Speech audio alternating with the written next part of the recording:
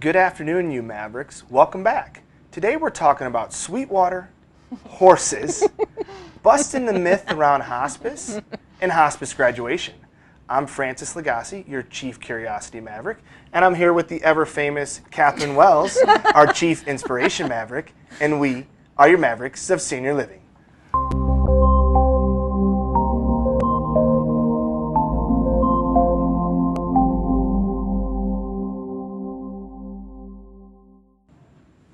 Hey everybody, we are back. We are here with Jenna Girton, the CEO of Dignity Hospice out of Thornton, Colorado. Jenna, welcome. Thank you. We're so excited to have you here. And I have to say that I have firsthand experience with Dignity Hospice.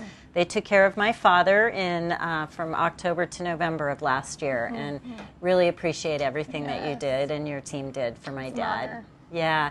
And as you and your team were taking care of my dad, we learned a lot of things, and that's part of the reason we have Jenna on the podcast. Some things to talk about, that we have an idea of what we think hospice is, and it is, but it's not. There's so much more and so many different ways it can be applied. For sure. So Jenna, tell us a little bit about who you are, your background, and what brought you to owning a hospice. Well, thanks for having me You're so welcome. much. So I'm Jenna Girton, and I am CEO of Dignity Hospice, and I kind of have an interesting story of how I got here. I'm a business major and spent most of my life really in the financial services space. And really, when my children were about 2 and 4, it really hit me that I wasn't spending the time at home that I wanted to spend with them. And I was living what it felt like at the airport, and began to realize I needed to shift some things so that I could prioritize my home life. So started looking for a position that would allow me to be home, and oddly enough, the door opened for this director of marketing position at Dignity Hospice, and it checked all the boxes, and so kind of took a leap into a totally new industry. That's a big leap. Yeah. From financial and lots of Yes. travel to Here and in healthcare. Yeah. Yes. Right. Yeah. And in hospice. Yes. Healthcare. Yes. So, in that process, I found myself going to work each day and realizing I loved what I was doing. I loved the people I was meeting. I loved building something that I believed in, and I felt like I was really making an impact in people's lives. And by helping them, get care through dignity, it was something I was proud of, and it was just a whole new world for me. So in the process of that and growing Dignity, the previous owner was about, I think, 55 at the time. This was in 2016. And he was ready to step away, and I was just eager to continue doing what I was so passionate about. So awesome. In March of 2017, my husband and I took the leap of faith and purchased Dignity, and it has been just an incredible journey. Yeah. So it's really only been a couple of years? Yeah, so we're celebrating 3 years this March. That's exciting. Yeah. Congratulations. Thank you. So for our viewers out there, we want to hear your experience around hospice. Like, Jenna's talking about her experience and how it really got her to fall in love with this, I guess, area of aging services. Yeah. And we would like to know what you guys have to say about it, because everyone's hospice journey might be a little different, I guess. And I want to go back real quick. We started the show with SweatWater and horses. That's right. I was supposed to touch on that. Yeah, come on, dive in a little bit and tell us how that's linked back to you. Yes, so I was born and raised in a small town in LA County, and which is not something you hear often. No. Small town in LA. Small town, LA. And, yes, and so it was a town called Agua Dulce, which means sweet water. And I grew up riding horses and playing soccer. So there's the Sweetwater connection. If somehow we were on the roller coaster at Magic Mountain and we were at the top, we might see you riding a horse over there, somewhere in that direction, right? Yes. Okay. Yes. All right, there you go. That's a lot of fun. Yeah. So. And now that we're kind of trying to figure out what hospice is, because that's a question that comes back time and time again, is does hospice, what does it really mean? What do I do? So I'm really curious to kind of hear your 3 points or areas we can touch upon to just help break or kind of break that mystery around hospice and some of the scariness around the H word. Sure. You know, I think what's interesting is how much hospice has evolved. So when we at Dignity, we meet, you know, families that maybe their great-grandmother, they were able to experience hospice in the 70s. You know, some of these people, what they perceive hospice to be, or what it was and what it is now, they're two totally different things. And so, you know, maybe, 20, 30 years ago, it really looked more, maybe a nurse came by, it was at the final hours of days of one's life, and they might have a chaplain that came by, but it was not what it is now. And so, and I think just what was available is also very different. So when we meet, families now, they're like, well, you're talking about hospice, but my mom's not hours away, or she's not days away. And the reality is, hospice is intended for one's final 6 months of life. Interesting. Yes, and so, even though no one has a crystal ball, no one knows, when your time is up, the reality is if there's, medical criteria that Medicare sets for us, and if a patient qualifies, we can get them admitted onto hospice and really start providing comfort care measures, and I'll kind of go into that a little bit if you guys would like, of what that looks like, and see how they do. Right. So. And as I understand it, there are people who can be on hospice for 2 years. Yeah. You can graduate from hospice. Yes, absolutely. So there's a lot of different ways that this works. It's not literally even just the last 6 months necessarily. Absolutely. And some, in some diseases, unfortunately, there is a really slow decline that we see, and with those slow declines, as long as they're meeting the criteria, Medicare is our governing body, so as long as they're meeting that criteria, we get to keep providing that care. And the good news front, if they start doing better, if they sometimes we'll have patients that they go in a downward trend, but they have highs and lows in that downward trend. But if they do start doing better, at that point they graduate. So, and that's something to celebrate. They're doing better, and maybe they've had a little bit more quality of life and a little bit more comfort care. And there's a couple things that come to mind for me around that. My experience with both my parents being on hospice, I did notice that as soon as hospice came in, they had a rebound. And I hear that's very common. It is very common. What do you think that is? I really think for many patients, they're fighting so hard. Some patients have these med lists that are so long, and with these medications come side effects, and then you have a med that's treating this side effect. I mean, it just gets really convoluted. So with us, when a patient gets admitted, we really look at that medical list, and we really look at what's medically necessary. And with that, oftentimes you shrink up that list, and their bodies are able to kind of get rid of so much is in their systems. And we have seen, just medically, our medical director has talked about this, our director of nursing has talked about this. You start to see patients that kind of start to do better. And it's either an artificial bump and then they decline, or they can kind of keep going. So every patient's different. But I think one of the things, if they're on a laundry list of medications, sometimes just kind of shortening that up and saying what's medically necessary, I think allows our bodies kind of just a minute to breathe. To breathe. Yeah. That makes a lot of sense. And then also, there's a whole team of people. Yes. I did not know this. Yes. This is very different than what hospice used to be, right? Yes. So who are the people that come in and surround them? So our whole team is led by our medical director. Okay. So medical director, doctor, what type of? Doctor. Doctor, yes. okay. So her name is Dr. Noha at Dignity, and she oversees everything that we do medically. And our team, and I'll kind of go into our team, but we meet every 2 weeks, and we go through every patient, report to her, and let her know what we're seeing. So it's a really great, it's kind of a big room, big conference room, and it's a sounding board, and everyone's really able to kind of chime in, and she's able to give just her insight on maybe we tweak this drug, or let's up this to twice a week instead of once a week, or just some of those things. But as far as our team, really proud of the team that we offer. So Medicare requires that you have, as a hospice organization, a nurse that comes once every 14 days. Okay. That's the bare minimum requirement. That's it. Wow.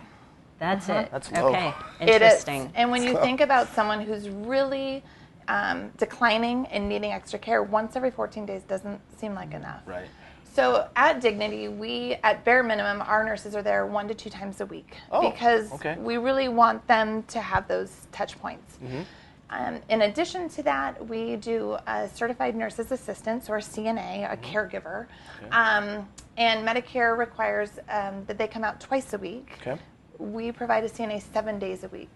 So we're trying to really help shape this industry. And I think, it'd be really awesome, at some point maybe Medicare will require it to be a 7-day-a-week offering.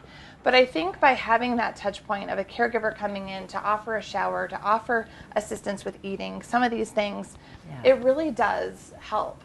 So that's our CNA. And then the other requirements, chaplain would be a once-a-month requirement according to Medicare. Oh, my goodness. And then social work would also be once a month. But for us... Once a month, that's so little. I didn't know the bar was so low. Yeah. You guys just blew that bar away with my father, and I know you do with your others as well. Wow. I had no idea the bar was so low. Yeah. So social worker, spiritual worker. Yeah, so social work and chaplain. Social worker is really there for those social emotional care needs. And our social worker goes once a week to visit with the patient and family because they both need it.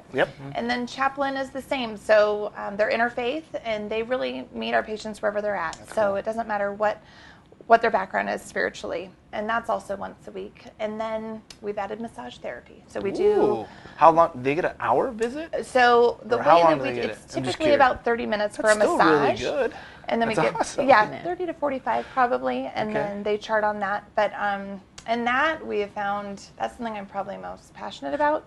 That's cool. When you think about our aging population in these communities, they have a lot of touch points of, they're getting put into their wheelchair and they're getting wheeled out to lunch and then they're getting wheeled back and they're getting their meds. And a lot of it is just kind of this systematic care. But people need people. That's something our medical director actually says. And I love that phrase. We need each other. And when you incorporate human touch, it matters. And so that is something, I'm awesome. incredibly proud of that we do. It matters. Dale Carter says, absolutely believe in hospice. Taking my husband off meds, not many, made a big difference for a while. Oh, Dale, thank you. Snowed out meds. Yeah. Pharmacist. Right. Sure. Dale, thanks for sharing that because I know we believe, especially with Katherine and I have talked about this a lot, over medicating not intentionally. We want to try to avoid that to give them as much clarity as possible, right? And that's really, it sounds like what you guys do is you dive into that list a little bit. Yes, and really trying to figure out, we just want to make sure they're comfortable. I mean, the whole shift in focus is, it allows a patient to kind of go, you know what, I don't want to try and do therapy. I don't want to go through the PT and the OT. I really just want to be comfortable. And so it's able to shift that a little bit. And that brings me into this next point. I know my own family has issues and sometimes concerns around what hospice does it mean giving up. So I really want to hear if any of our viewers have those same concerns. Do you feel that if you bring in hospice that you're giving up? And I want that to really be a point that we break that stigma around that. Because you're not giving up, you're finding other resources. And supporting. And support. Absolutely. So can you kind of dive in why that, either why that myth is there and how we can begin to break that? Absolutely. We talk about it, just anytime, you tell someone you're in hospice or you mention the H word. It is, I wish almost we could rename it because it really is different than what it used to be. But the reality is it's not giving up. It's simply really looking at a patient and saying, you know what, we're trying to force some things that maybe aren't working, or the medical community saying, there's really not much more we can do, but that doesn't mean that they're dying tomorrow or they're dying next month. It means that you're maybe changing the approach and saying, what if we bring in a whole support team, not only to support the patient, but to support the family as well, and maybe stop kind of forcing things.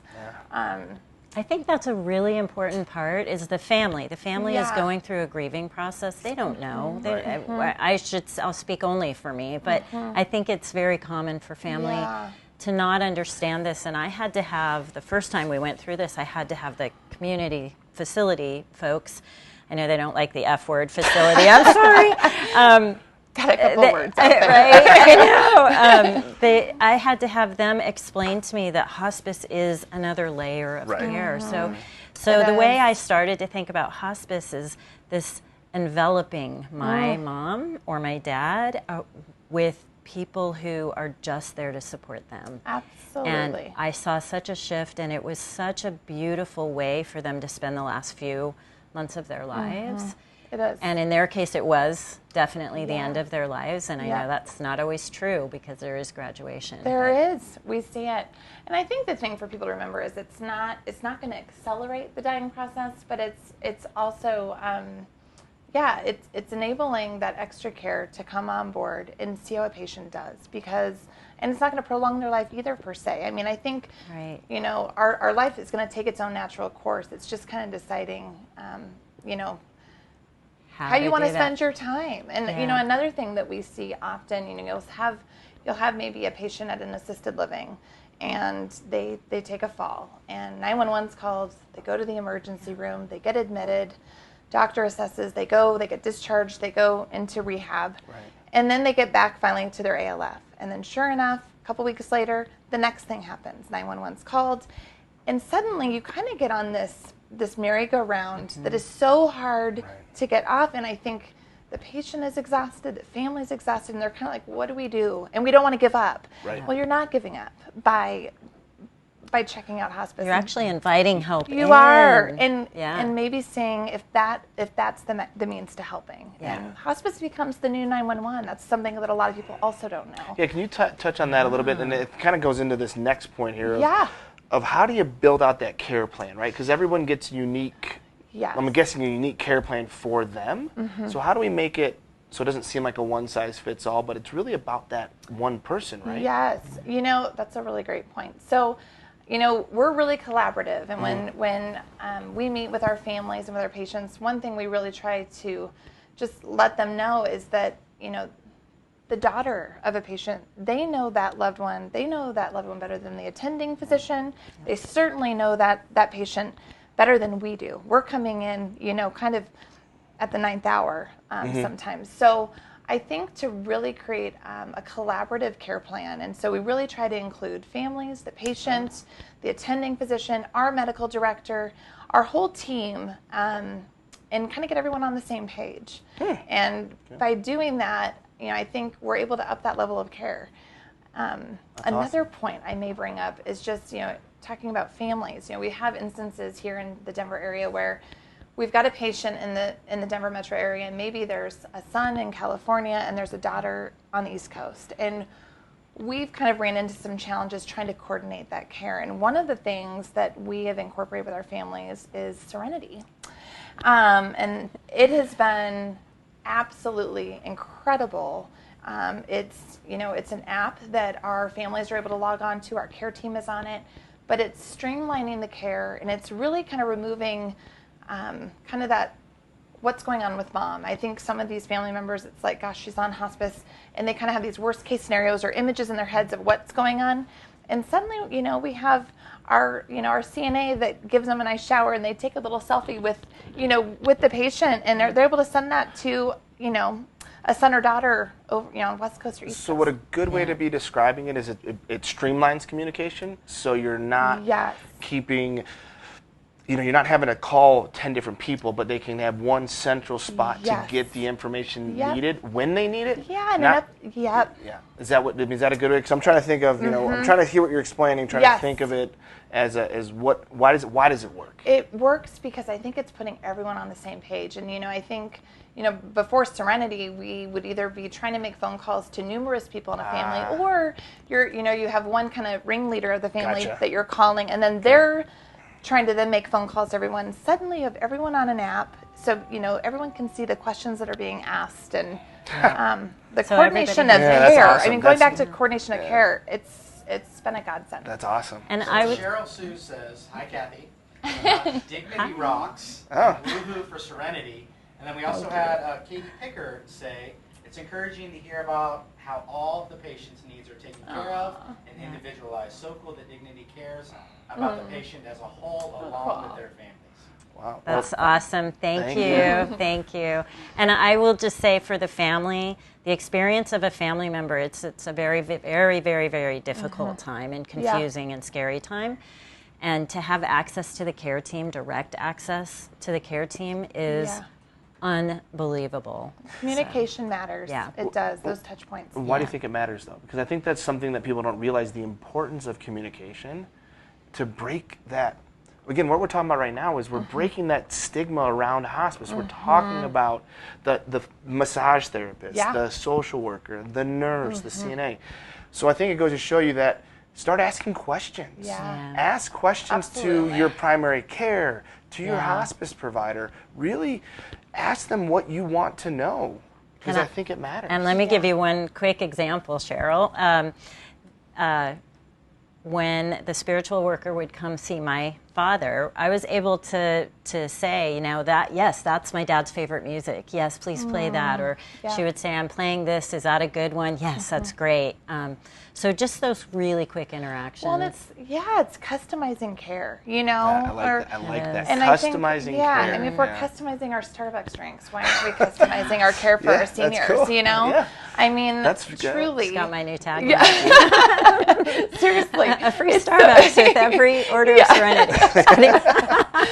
But no, it's a free customized Starbucks. That's right. It has to be a customized. But comfort comes from that, incorporating those pieces. They matter. That's And that's cool. I want to say a couple things. We're doing some laughing here. This is a very heavy topic. We try to keep it as light as we can because this is hard. It is. It's hard for a lot of people. It's not the most fun topic.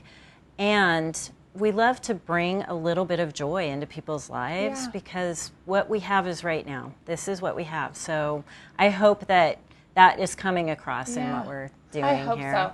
And I want to say, even when you're going through a loved one on hospice, look for the bright spots or those window moments, right? Those window pane moments and I think with the goal of hospice and anybody providing care is giving the family the ability to see those bright spots because you're doing the heavy lifting. Yeah. If you're as a family trying to run around and do all these things, you don't get to cherish the time with your loved one. Right. Because honestly, that's what matters for us that are providing care. We want you to cherish, whether it's a year, a month, a day. Absolutely. And look for those bright spots. That is so well said. And, I think each of those moments, they really are a gift. Yes. And I think that's where it's not giving up. It's a gift because you're enabling somebody to go to their home setting and to be able to be comfortable and to be at peace and to be kind of in their own environment, but yet all the care is there. And That's it's beautiful. And the home setting could be an assisted living. Or it wherever could they be in call a house, home. right? Yeah. So Skilled nursing facility. we're trying to, this year, we're kind of working on something new. We want to know who a Maverick is in your life. So can you share who that might be? I could not I can't narrow it down to just one. Okay. That's my favorite. In my life, so my father, my husband, my brother, and my sister-in-law, they are some of the hardest working people I know. They inspire me to be a fearless leader and to work hard for what I believe in. And each one of them they've done that. And I hope to do what they've done because what I'm doing, I think it does matter. And I think, it's inspiring to actually to really challenge yourself and see how you can make this world a little bit better. That's and awesome. I think the other two for me would be my mom and my grandmother. They are just two of the most loving, compassionate women on this planet. They will help a perfect stranger, homeless person get a bus ticket. I mean, it doesn't matter who it is they meet. They just have sort of this love that exuberates out of them. And in the field that I'm in, I want to love people. Love matters. It matters. Love and so, if I can be a fraction of who they are and love people the way they have, hope to maybe inspire my own kids and grandkids one day. That's Yeah. wonderful. Yeah. That is so wonderful. So we've talked about a lot of things. Yeah. I want one quick question before I ask the question about what action you want our audience to take from this conversation. Who pays for hospice? Oh, yeah. Great I want to make sure we touch on that. I know. So typically it's a Medicare benefit. So Medicare, or it can be Medicaid if we're looking at more of a disability situation. Sometimes Medicaid's the payer source, but typically Medicare pays 100%. And with that, I mean, any medical equipment. So let's say, you know, someone's at the hospital and they are getting news that their loved one needs to be discharged home on hospice, and they're like, oh my God, what are we going to do? I mean, there's so many questions, right? Like, hospice it's beautiful in the way it's set up. All the medical equipment that's needed. So, you know, a bed, bedside table, bedside commode, a shower chair, wheelchair, any durable medical equipment, that's covered by hospice. That's awesome. And then in addition, the medications that pertaining to their terminal diagnosis, the medications are covered by hospice as well. Wow. Is there a copay typically of that or no? No, there's not. Wow. So that's awesome. It really, it's something worth looking into for those people that are, you know, kind of on the fence of what do I do?